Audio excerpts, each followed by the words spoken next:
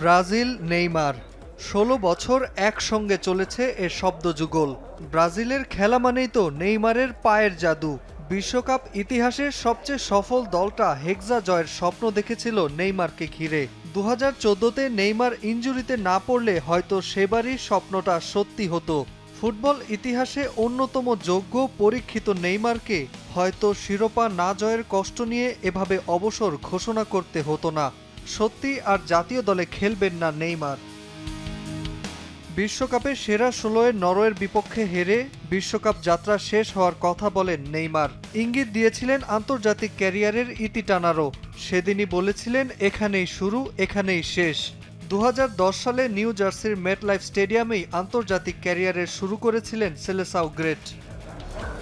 এরপরও ছিল গুঞ্জন, অনেকেই চাইছিলেন নেইমারকে সেলেসাও জার্সিতে দেখার, কিন্তু সব গুঞ্জনের অবসান করলেন নেইমার নিজেই।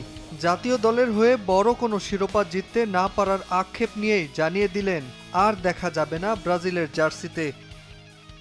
জাতীয় দলে আমার সময় শেষ। আমি ইতিহাসের অংশ হয়েছি। আমি আমার জীবন, এমনকি রক্ত দিয়ে ব্রাজিলের জন্য লড়েছি। নিজের সবকিছু উজাড় করে দিয়েছি দলটার জন্য। কিন্তু এখন আর আমি জাতীয় দলে খেলার চালিয়ে যেতে চাচ্ছি না। ব্রাজিলের সাথে আমার পথ চলার এখানেই শেষ। কোপা সুদামেরিকানায় ভেনেজুয়েলার ইউনিভার্সিদাদ সেন্ট্রালকে ৪-২ গোলে হারিয়েছে নেইমারের দল সান্তোস। মিক্সড জোনে কথা বলেন ক্লাব ফুটবলে তার ভবিষ্যৎ নিয়ে। উত্তর দেন তাকে নিয়ে চাউর হওয়া বিতর্কের। শাপেকোয়েন্সের প্রতি পূর্ণ শ্রদ্ধা রেখেই বলছি, এভাবে ওদের সাথে ড্র করা আমাদের ঠিক হয়নি। আমি শুধু এটুকুই বলেছিলাম, অধিনায়ক হিসেবে একথা বলার পূর্ণ অধিকার আমার আছে। ভেরিসিমো এবং গ্যাবিগোলো এ বিষয়ে কথা বলেছিল। ব্রাজিলিয়ান মহাতারকা মাঠে নামলে কোটি ফুটবল ভক্তের চোখ, ক্যামেরার লেন্স সবটাই আটকে থাকত তার ক্যারিশমাটিক খেলার আকর্ষণে।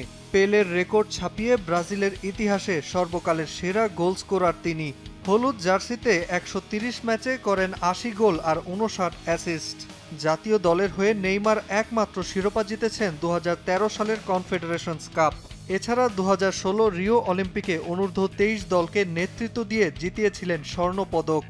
নিজের ক্যারিয়ারের নাম্বার ১০ বিশেষ কিছু অর্জন করতে না পারলেও ফুটবল প্রতিভায় জয় করেছেন কোটি ভক্তের হৃদয়।